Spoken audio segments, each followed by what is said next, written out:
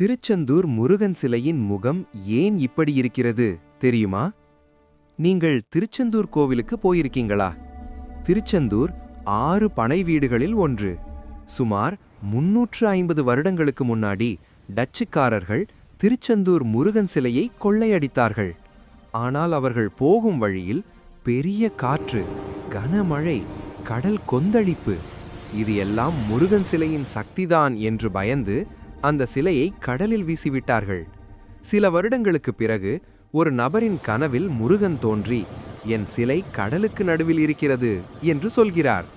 அடுத்த நாள் ஊர் மக்களுடன் சேர்ந்து அந்த சிலையை மீட்டு மறுபடியும் கோவிலில் நிறுவுகிறார்கள். பல ஆண்டுகள் உப்பு தண்ணீரில் இருந்ததால் இன்று இந்த சிலை ஒரு அரிய தோற்றமாக காணப்படுகிறது. இந்த தகவல் பிடிச்சிருந்தா நம்ம சேனலுக்கு சப்ஸ்கிரைப் பண்ணுங்க. கமெண்ட்ல ஓம் முருகா என்று பதிவு செய்யுங்க. நன்றி.